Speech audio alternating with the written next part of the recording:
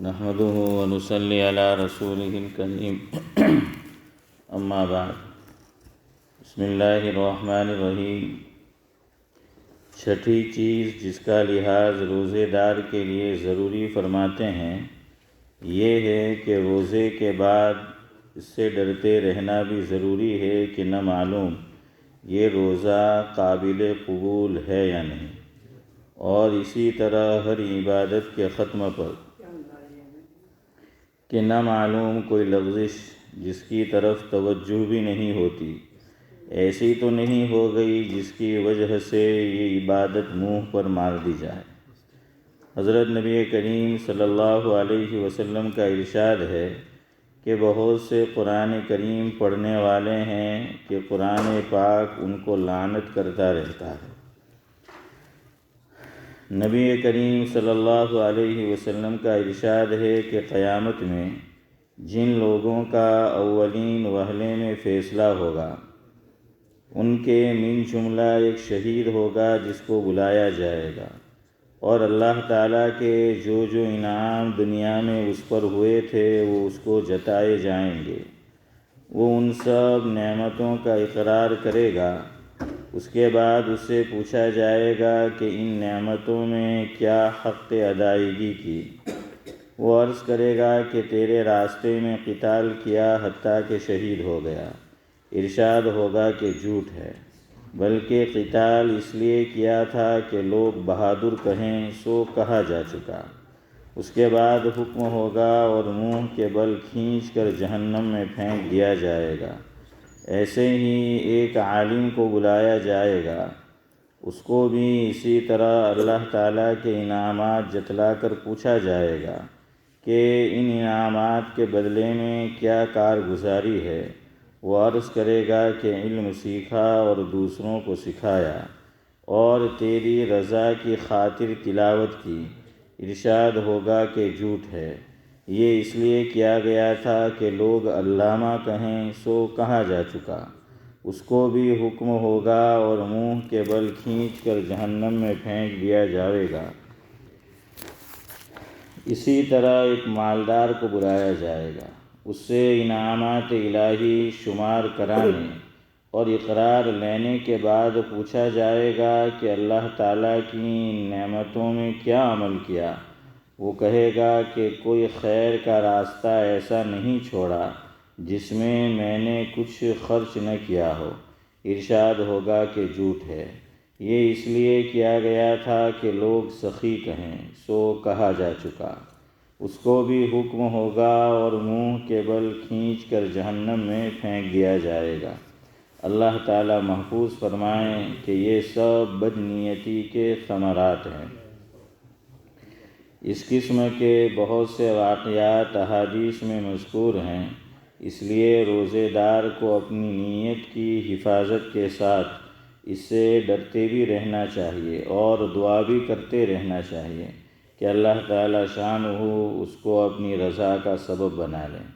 مگر ساتھ ہی یہ امر بھی قابل لحاظ ہے کہ اپنے عمل کو قابل قبول نہ سمجھنا امر آخر، اور کریم آقا کے لطف پر نگاہ امر آخر ہے۔ اس کے لطف کے انداز بالکل نرالے ہیں۔ معصیت پر بھی کبھی ثواب دے دیتے ہیں تو پھر کوتاہی عمل کا کیا ذکر۔ یہ 6 چیزیں عام صلحاء کے لیے ضروری بتلائی جاتی ہیں۔ خواص اور مقربین کے لیے ان کے ساتھ ایک 7ویں چیز کا بھی اضافہ کرتے ہیں کہ دل کو اللہ تعالیٰ کے سوا کسی چیز کی طرف بھی متوجہ نہ ہونے دے، حتیٰ کہ روزے کی حالت میں اس کا خیال اور تدبیر کہ افطار کے لیے کوئی چیز ہے یا نہیں یہ بھی خطا فرماتے ہیں۔ بعض مشائخ نے لکھا ہے کہ روزے میں شام کو افطار کے لیے کسی چیز کے حاصل کرنے کا قصد بھی خطا ہے، اس لیے کہ یہ اللہ تعالیٰ کے وعدہ رزق پر اعتماد کی کمی ہے۔ شرح احیاء میں بعض مشائخ کا قصہ لکھا ہے کہ اگر افطار کے وقت سے پہلے کوئی چیز کہیں سے آ جاتی تھی تو اس کو کسی دوسرے کو دے دیتے تھے، مبادا دل کو اس کی طرف التفات ہو جائے اور توکل میں کسی قسم کی کمی ہو جائے، مگر یہ امور بڑے لوگوں کے لیے ہیں۔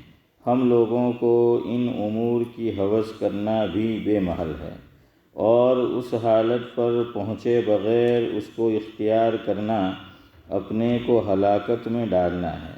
مفسرین نے لکھا ہے کہ کتب علیکم الصیام میں آدمی کے ہر جزو پر روزہ فرض کیا گیا ہے، پس زبان کا روزہ جھوٹ وغیرہ سے بچنا ہے، اور کان کا روزہ ناجائز چیزوں کے سننے سے احتراز، آنکھ کا روزہ لہو و لعب کی چیزوں سے احتراز ہے، اور ایسے ہی باقی اعضاء حتیٰ کہ نفس کا روزہ حرص و شہوتوں سے بچنا، دل کا روزہ حب دنیا سے خالی رکھنا، روح کا روزہ آخرت کی لذتوں سے بھی احتراز، اور سر خاص کا روزہ غیر اللہ کے وجود سے بھی احتراز ہے۔ حضرت نبی کریم صلی اللہ علیہ وسلم کا ارشاد ہے کہ جو شخص جان بوجھ کر بلا کسی شرعی عذر کے ایک دن بھی رمضان کے روزے کو افطار کر دے، غیر رمضان کا روزہ چاہے تمام عمر کے روزے رکھے، اس کا بدل نہیں ہو سکتا۔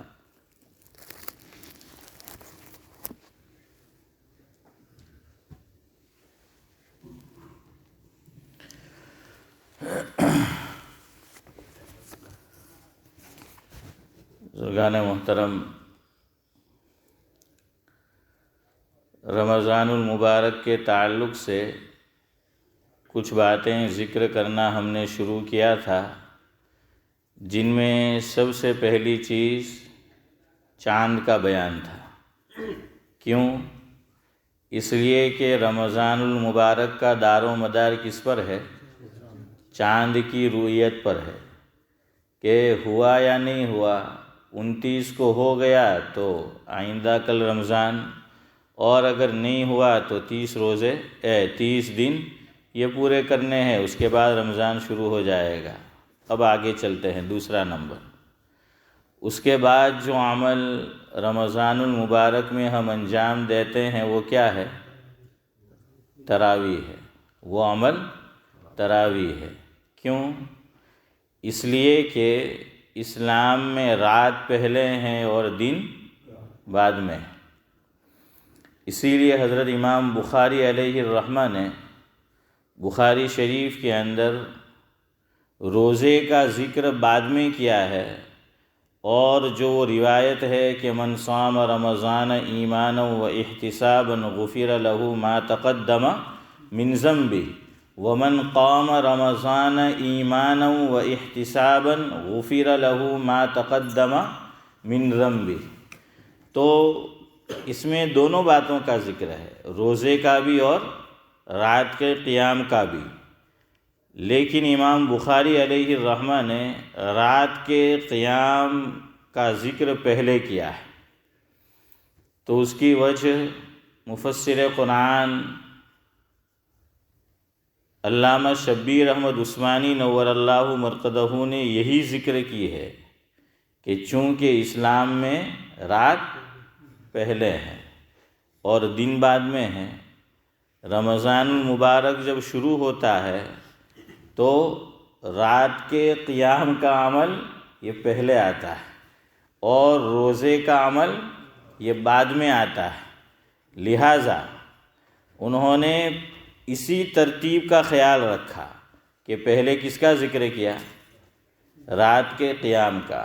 تو بھئی ہم بھی اسی ترتیب کو پکڑیں گے انشاءاللہ، کہ کچھ باتیں تراویح کے تعلق سے انشاءاللہ اس کا ہم مذاکرہ کریں گے، اور اس کے بعد وقت رہا تو روزے کا، چونکہ اب تو زیادہ دن بھی رہ نہیں گئے ہیں۔ رمضان المبارک کی ماشاءاللہ آمد ہے۔ اللہ تبارک و تعالی ہم تمام کو عافیت کے ساتھ یہ رمضان بھی مقدر فرمائے، اور ایسے کئی رمضان ہمیں مقدر فرمائے، یعنی ہماری عمر میں ایمان اور نیک اعمال کے ساتھ یہ برکت نصیب فرمائے، اور ہمیں رمضان المبارک جب ہم پائے تو جس طرح اس کو بسر کرنا چاہیے، جس طرح اس معزز مہمان کی خاطر تواضع کرنی چاہیے، اللہ تعالیٰ مجھے بھی اور آپ کو بھی اور تمام ان الذین آمنوا کو نصیب فرمائے۔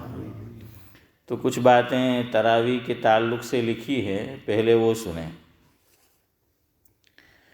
جب آتا ماہ رمضان ہے، جب آتا ماہ رمضان ہے، سنتا مومن تراویح میں قرآن ہے، سنتا مومن تراویح میں قرآن ہے، کرتا تراویح کی خاطر، مومن کرتا تراویح کی خاطر مصروفیت کو قربان ہے، کرتا ہے نا، ہاں آدمی جو ہے اپنی مصروفیت کو آگے پیچھے کرتا ہے اور ماشاءاللہ تراویح میں حاضری دیتا ہے، تراویح جو ہے وہ پڑھتا ہے۔ سن کر تراویح میں قرآن، سن کر تراویح میں قرآن، تازہ ہوتا ایمان ہے، ہوتا ہے نا۔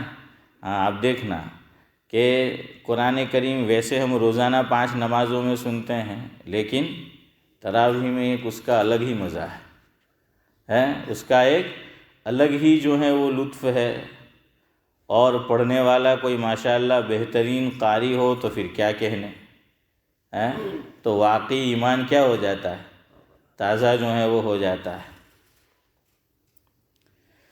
سناتے جگہ جگہ حافظ، سناتے جگہ جگہ حافظ، تراویح میں قرآن ہے۔ یہاں ایک مسئلہ یاد رکھو، محلے کی مسجد میں تراویح کو پڑھنا یہ سنت مؤکدہ ہے، لیکن سنت مؤکدہ کیسی؟ ویسی ہی جو میں نے آپ کو کچھ دن پہلے بتایا تھا کہ آخری عشرے کا اعتکاف رمضان المبارک کے اندر سنت ہے، مگر سنت مؤکدہ عارف بھائی خالی جگہ نے پر کرو، کیا؟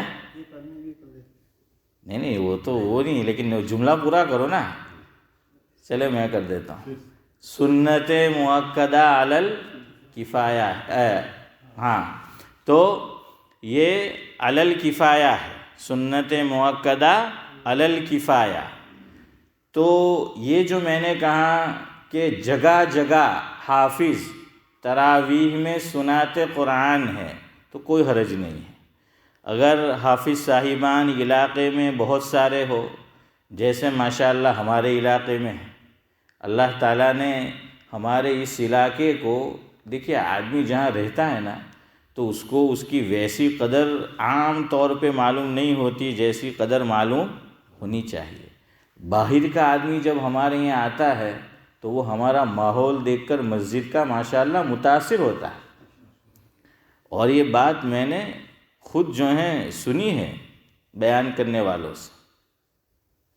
حضرت مولانا محفوظ الرحمن المعروف بہ شاہین جمالی صاحب نور اللہ مرقدہ، اللہ تعالیٰ مرحوم کے درجات بلند فرمائے۔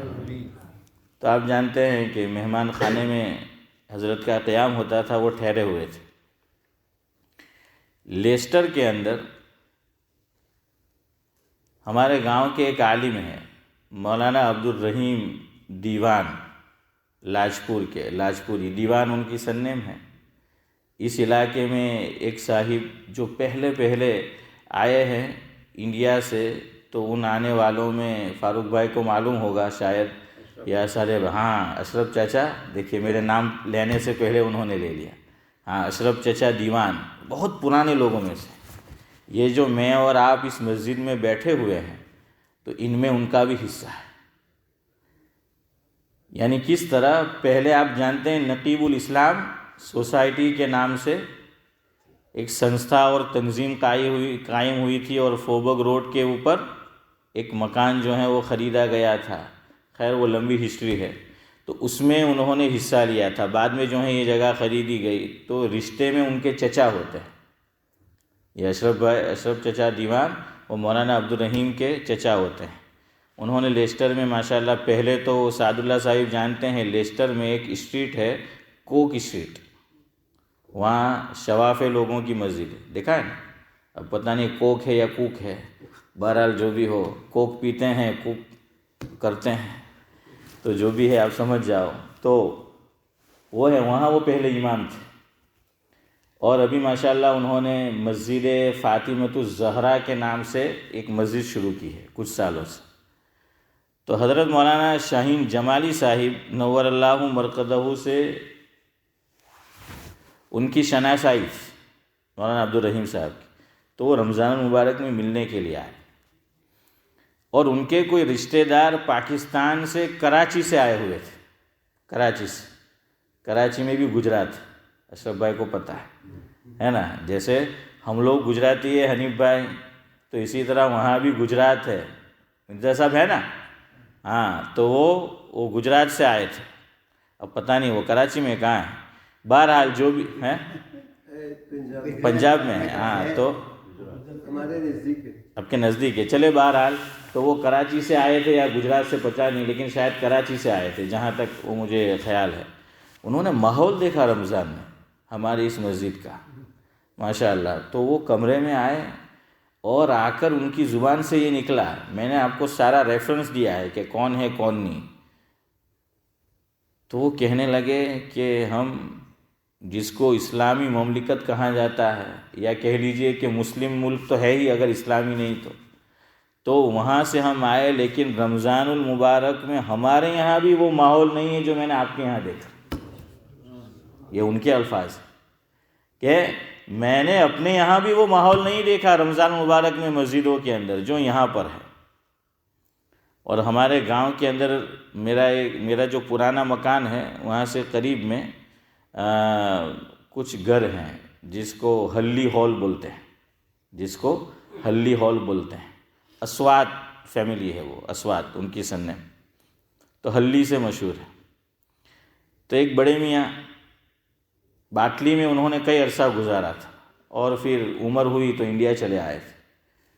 تو جب میں یہاں برطانیہ آنے لگا تو مجھ سے کہا کہ عبدالسلام مفہوم ہے کہ رمضان تو انگلینڈ نہیں جھاڑی، کیا بولا گجراتی میں کہ رمضان تو ہم کے انگلینڈ نہیں جھاڑی، ہم کے کھاؤ ہوئی تو انڈیا نہیں رمضان ہاری، نہیں عبادت کرو ہوئی تو انگلینڈ نہیں رمضان ہاری ہے نورانی بھائی، یہ ان کے الفاظ تھے کہ بھائی کھاؤ جو ہوئی تو پچھی انڈیا نہیں رمضان ہاری، راندیر چلا جاؤ کہ ہاں، اور عبادت کرنی ہو تو انگلینڈ کے رمضان اچھی۔ وہ کہنے لگے کہ ماشاءاللہ رمضان کے اندر لوگ مسجد میں وقت دیتے ہیں، بیانات ہوتے ہیں علماء کے، دعوت و تبلیغ کا جو ہے وہ کام ہوتا ہے، لوگ اپنی انفرادی جو ہیں وہ عبادت کرتے ہیں، ایک ماشاءاللہ ایک نورانی ماحول جو ہے وہ نظر آتا ہے۔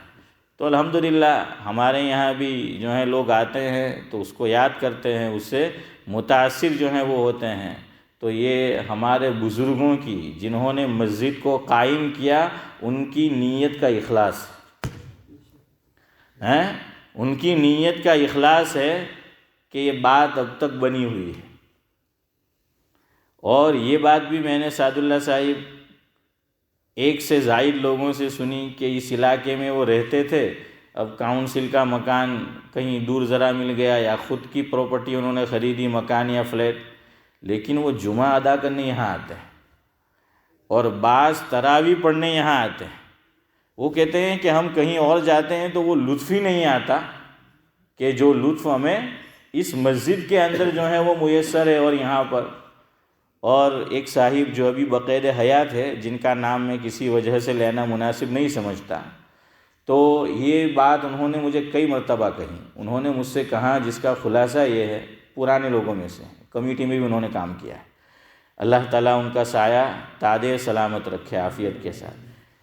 انہوں نے ایک اور وجہ بتائی، انہوں نے کہا کہ مولانا ہم جب کمیٹی میں تھے تو اس وقت ہمیں پتہ چلتا کہ لندن کے کسی علاقے میں کوئی بزرگ آیا ہے انڈیا سے، پاکستان سے، کہیں سے، تو 5 منٹ کے لیے بھی ہم ان کو دعوت دے کر بلاتے تھے کہ بیان نہیں کرو گے کچھ نہیں تو کم از کم دعا ہی کر دو.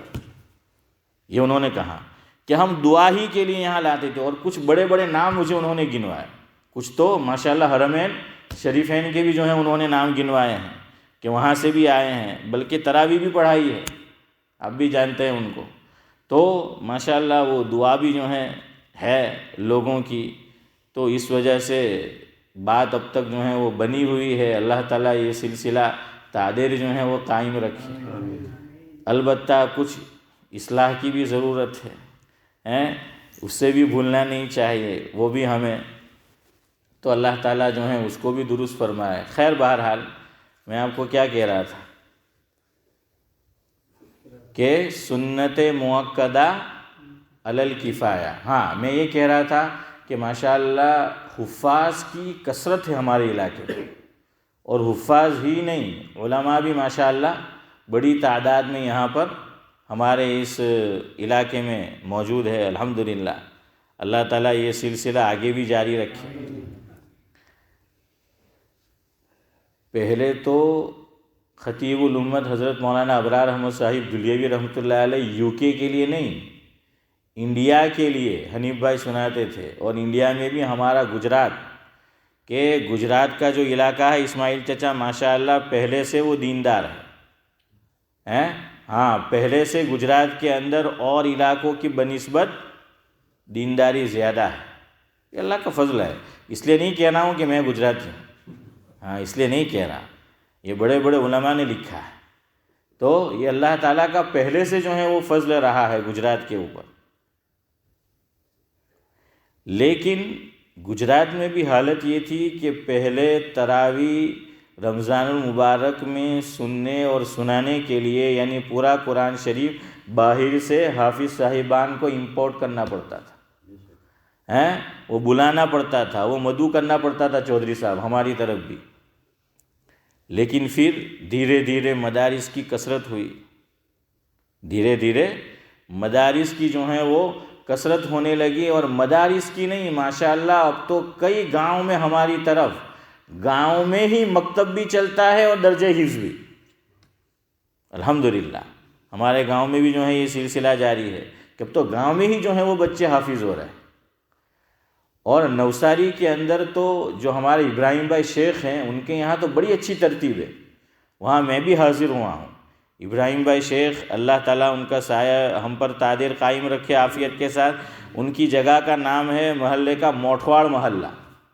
تو وہاں میں گیا ہوں, تو وہاں بچے چونکہ شہر ہے تو اسکول بھی جاتے ہیں, کالج بھی جو ہیں وہ کرتے ہیں, آگے دنیاوی فنون بھی حاصل کرتے ہیں, اور پھر شام میں آ کر حافظ بنتے ہیں. جیسے ہمارے یہاں 2 گھنٹے 2.5-3 گھنٹے کا جو نظام ہے وہاں, اور ماشاءاللہ جید حافظ. تو اب تو یہ چیز ہمارے یہاں ماشاءاللہ گاؤں میں بھی ہونے لگی ہے کہ چھوٹے چھوٹے گاؤں میں بھی مکتب تو ہے ہی, درجہ حفظ بھی جو ہے وہ شروع ہو چکا ہے. تو پھر گجرات کے اندر الحمدللہ یہ حال ہوا کہ پہلے گجرات والوں کو بلانا پڑتا تھا قرآن کریم تراویح میں سننے کے لیے. پھر گجرات سے چودھری صاحب لوگ دوسرے علاقے میں بلکہ دوسرے ملک جانے لگے. تو مجھے آپ کو ایک جملہ سنانا تھا. خطیب الامت حضرت مولانا ابرار احمد صاحب دہلوی رحمۃ اللہ علیہ کا محسن بھائی حضرت فرماتے تھے کہ اب ہمارا گجرات حافظ واڑ ہو گیا ہے. جیسے نوساری میں ایک جگہ ہے کسائی واڑ, اور راندیر میں بھی ہے نا, تو یہ واڑ سمجھے نا. تو حضرت کی یہ تعبیر اس طرح ہے, میں آپ کو سمجھاؤں کہ کیا کہنا چاہتے ہیں. پہلے جب کھیت کو یا آدمی کا کوئی پلاٹ ہوتا تھا, کوئی جگہ ہوتی تھی, یا گھر کا پچھلا حصہ واڑو جس کو کہے, تو اس کو جب پیک کرنا ہوتا تھا تو کیا کرتے تھے, واڑ کرتے تھے, ہے نا. گجراتی میں اس کو واڑ بولتے ہیں, اردو میں باڑ بولیں گے. تو واڑ بولتے تھے. مرزا صاحب کیا ہوتے تھے, وہ کانٹے دار جو درخت ہوتا ہے تو وہ کانٹے جو ہیں وہ ڈالے جاتے تھے. تو وہ کانٹوں سے وہ حفاظت کر لی جاتی تھی کہ کچھ پودے جو ہیں اندر لگائے ہوئے ہیں, درخت لگائے ہوئے ہیں, تو جانور آ کر، بکری آ کر یا گائے اور بھینس یہ جو ہیں وہ نقصان نہ پہنچائے، یا آم کے درخت لگائے ہیں تو وہ 4 پاؤں والے جانور سے تو بچنا ہی ہوتا تھا، 2 پاؤں والے جانور سے بھی بچنا ہوتا ہے، ہاں 2 پاؤں والے جانور سے بھی بچنا ہوتا ہے اشرف بھائی، جب کہ کیا ہو، آم کا درخت ہو یا پھر جامبوڑا جو ہے وہ ہو، جمرو کی جو ہے وہ ہو، ایسی چیکو، ہاں ماشاءاللہ چیکو تو آپ کا خراج گجراتی لوگوں، تو بہرحال ایسی چیزیں جو ہیں وہ ہوتی تھی، تو وہ 2 پاؤں کے جانور سے بھی بچنا ہوتا تھا فاروق بھائی، تو اس کے لیے واڑ جو ہیں وہ لگاتے تھے کہ وہ درختوں کی اور اس کی حفاظت اس سے ہوتی تھی۔ تو حضرت فرماتے تھے کہ ماشاءاللہ مدارس کی کثرت کی بدولت اب گجرات کا جو علاقہ ہے، اور اس میں بھی ہمارا سورج ضلع اور نوساری ضلع اور بھروچ ضلع، فرمایا کہ یہ ضلعے تو اب حافظ واڑ بن گئے ہیں، اب کیا ہے، حافظ واڑ جو ہیں وہ بن گئے ہیں، کہ جہاں دیکھو وہاں ماشاءاللہ حافظ قرآن جو ہیں وہ آپ کو نظر آئیں گے۔ جیسے حضرت مولانا انظر شاہ کشمیری نور اللہ مرقدہ کی ایک کتاب ہے جس کا نام ہے لالہ و گل، اصل میں یہ تعبیر ہے شاعر مشرق علامہ اقبال کی۔ علامہ اقبال کا ایک شعر ہے جس میں انہوں نے لالہ و گل کا تذکرہ کیا ہے، تو اسی کی نسبت سے حضرت نے کتاب کا نام جو ہے وہ رکھا ہے کہ لالہ و گل۔ اس میں ایک جگہ وہ دیوبند کے متعلق لکھتے ہیں، دیوبند جو قصبہ ہے اس کے متعلق حضرت لکھتے ہیں نورانی صاحب کہ رات کے اندھیرے میں، اگر پہلے کیا ہوتا تھا، اب تو ماشاءاللہ ہماری طرف بجلی کا نظام اچھا ہے، ورنہ ہمارے ایک بزرگ اسماعیل چچا فرماتے تھے کہ قسم کھا لو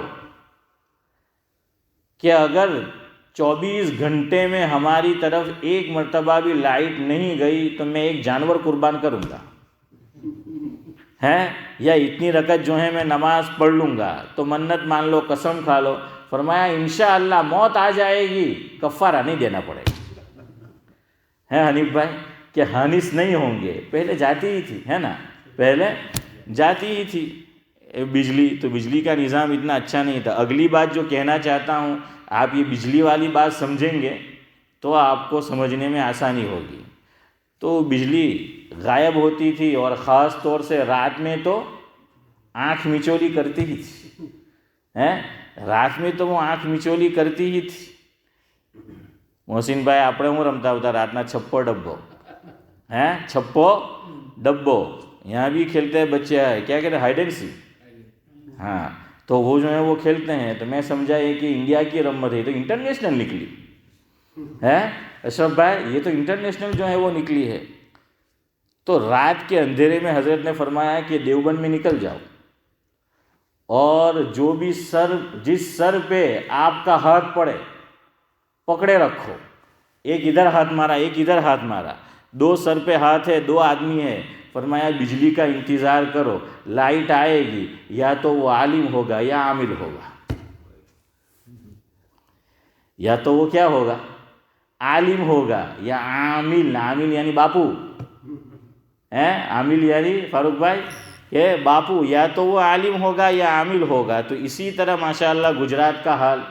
اچھا ایک بات یاد رکھو، دیوبند میں ایک ہی مدرسہ نہیں ہے، سینکڑوں مدرسے ہیں دیوبند میں۔ ہمارا جو بڑا دارالعلوم ہے وہ تو ہے ہی، اس کے بعد دارالعلوم کی دوسری جو ہے وہ دوسرا دارالعلوم پھر قائم ہوا، وہ آپ جانتے ہیں کیوں، تو وہ تو ہے ہی، اس کے علاوہ کئی مدارس ہے دیوبند کے اندر، اور بچے کھیل بھی کرتے ہیں، اس لیے کہ دارالعلوم دیوبند میں امتحان بہت سخت ہوتا ہے۔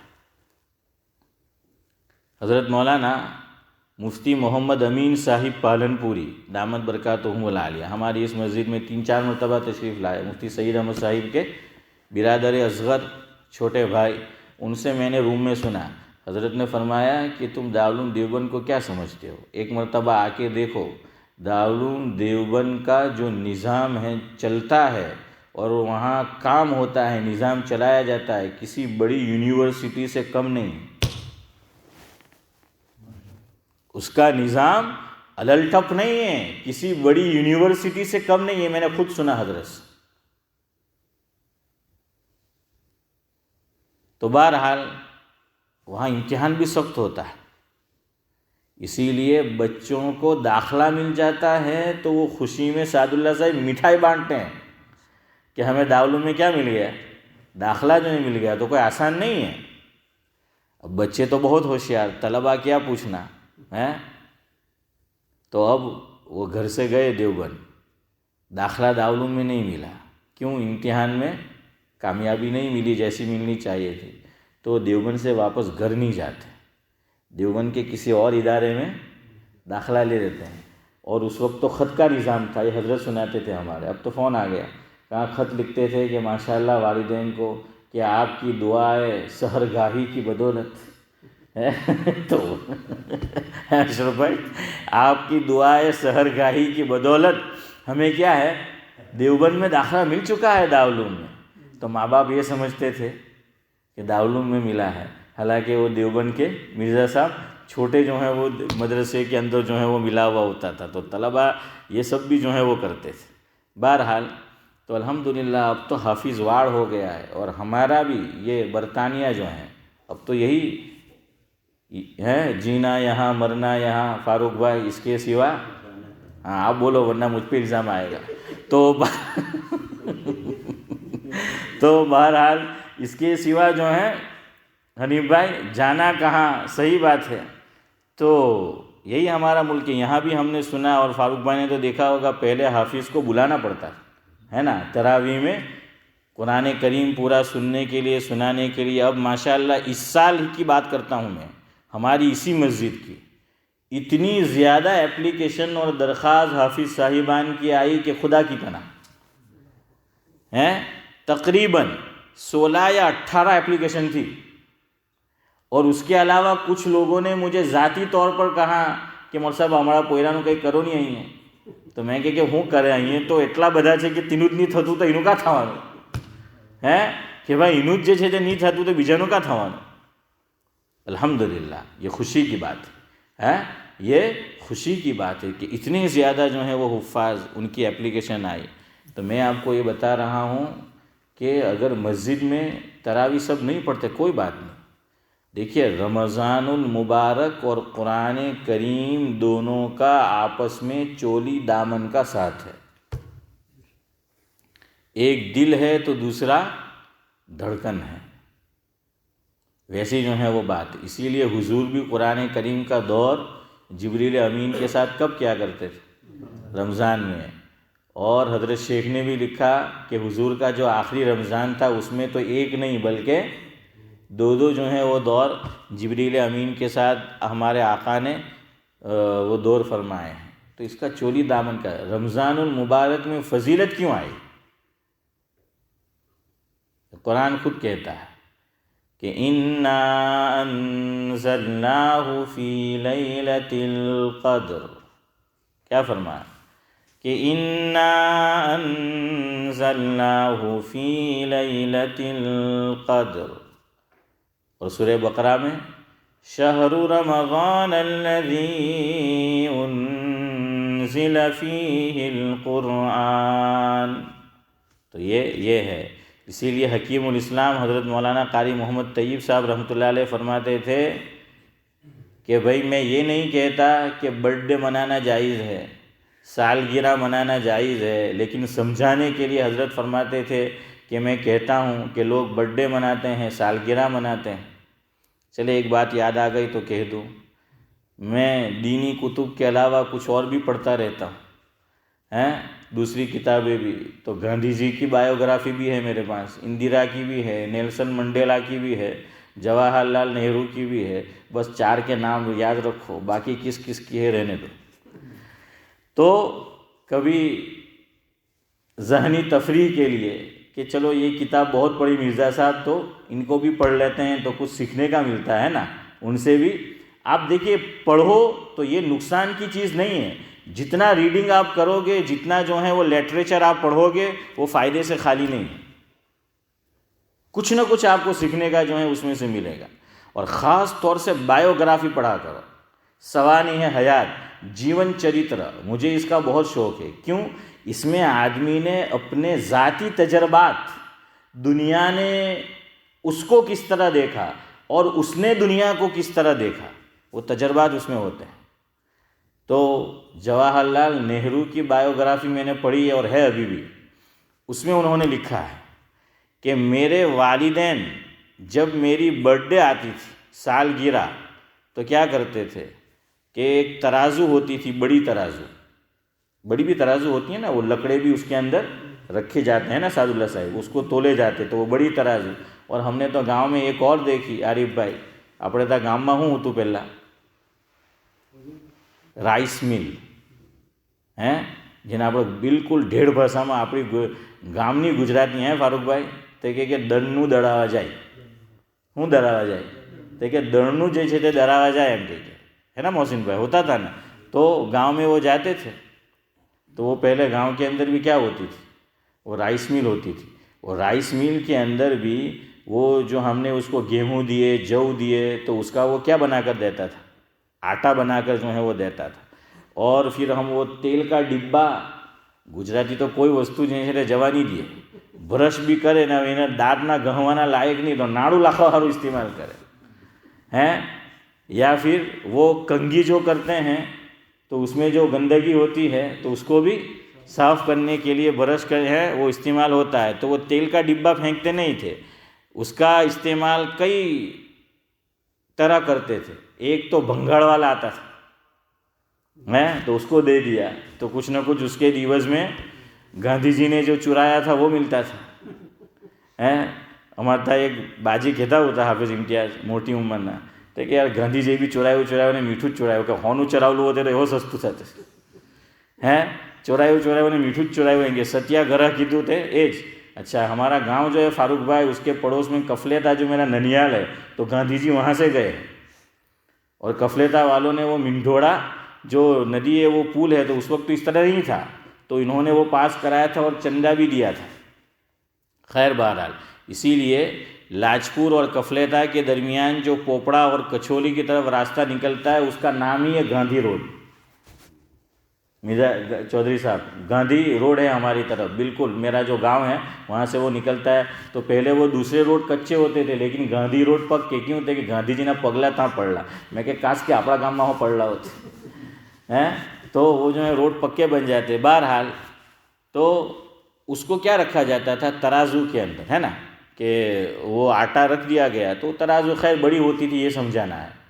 तो नेहरू लिखते हैं कि मेरे वालिदैन माँ बाप मुझे उसमें बिठाते थे, और दूसरा जो पलड़ा होता था उसमें पैसे रखते थे, पैसा ना भरो भर। तो कहाँ के वो जो पैसे रखते थे इस्माइल चचा, तो कुछ तो नेहरू की नज़र होते थे और कुछ गरीबों की नज़र होते थे। फिर अगली बात सुनानी है। नेहरू ने कहा कि मैं बड़ा हो गया, पंडित जवाहरलाल नेहरू लिखते हैं कि मैं बड़ा हो गया, मुझे अपनी ज़िंदगी में सबसे ज़्यादा अफसोस मेरे वालिदैन के इस अमल पर था। ये वो लिखता है। क्यों? कहा कि मेरे वालिदैन खुशी मना रहे हैं कि मेरी ज़िंदगी का एक साल बढ़ गया, लेकिन उन्होंने ये नहीं सोचा कि वो बढ़ नहीं रहा था, वो तो घट रहा था।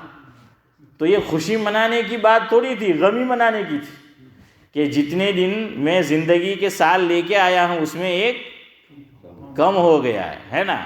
तो देखिए, सोचने का जाविया और अंदाज इस तरह भी जो है वो होता है, तो फिर आदमी ये चीज़ नहीं मनाएगा। खैर, हकीमुल इस्लाम ने फरमाया कि रमज़ानुल मुबारक कुरान करीम की सालगिरह है।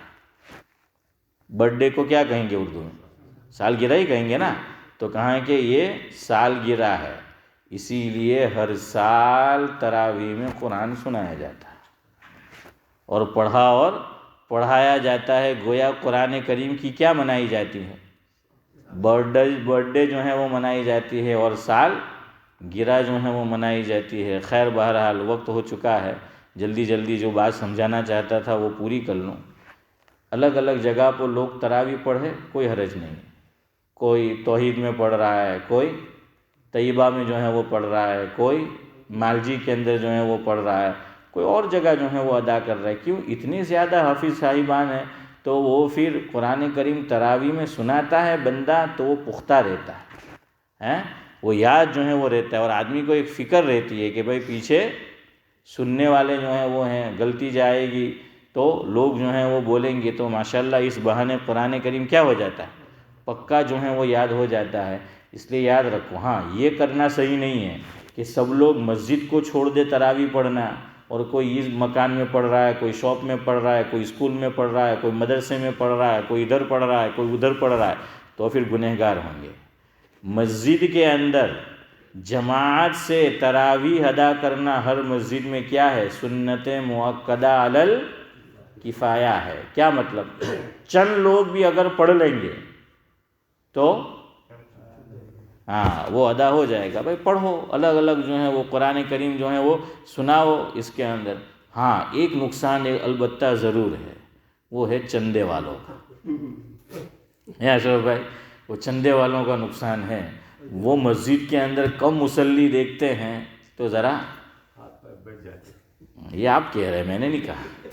تو بہرحال یہ کہتے ہیں ہاتھ پیر بیٹھ جاتے ہیں. چلے بہرحال دماغ بیٹھ جاتا ہے، دل بیٹھ جاتا ہے، یا ہاتھ پیر بیٹھ جاتا ہے، جو بھی بیٹھ جاتا ہے. اب میں زیادہ نہیں بیٹھوں گا ہیں کہ وقت جو ہے وہ اپنا کیا ہے وہ ہو گیا ہے. لیکن الحمدللہ ہمارے علاقے کے لوگوں نے اس کا بھی حل نکالا. اسی طرح کرو. مالجی کے یہاں بھی کیا ہوتا ہے، جس کا چندہ رات میں یہاں ہے وہ لوگ ان کو وہاں دے دیتے ہیں نا فاروق بھائی، اگر پڑھیے تو. اسی طرح سنا کہ اب تو توحید میں بھی جو ہے وہ ہوتا ہے. تو اس طرح کرو کہ بھائی مدرسے والوں کا بھی کیا ہو، نقصان جو ہے وہ نہ ہو، سفیروں کا بھی. بہرحال لوگ اگر پڑھ رہے ہیں ٹھیک ہے، مسجد میں آپ ادا کریں، کوشش یہی کرو مسجد میں ادا کرو. کیوں؟ مسجد کی بات ہی کچھ اور ہے. اور یہ بات بھی ہے کہ آپ گھر میں تراویح پڑھو گے، اسکول میں پڑھو گے، مدرسے میں پڑھو گے، ثواب کم ملے گا. مسجد میں پڑھو گے تو ثواب زیادہ ملے گا، چونکہ آدمی کہاں پڑھ رہا ہے، مسجد میں جو ہے وہ پڑھ رہا ہے. بہرحال کچھ باتیں تراویح کے تعلق سے تھی وہ عرض کی. انشاءاللہ یار زندہ صحبت باقی. سبحان اللہ و بحمدہ، سبحانک اللہم و بحمدک، نشہد ان لا الہ الا انت. آپ آگئے، کیسا رہا آپ کا سفر؟ آپ نے حافظ کا نمبر کیا 16 18 بتا 16 سے 18 کیا بتایا، اپلیکیشن کتنا ہے؟ 16 یا 18 اپلیکیشن تھی. اچھا ہاں اس سال ماشاءاللہ اتنے سارے جو ہیں وہ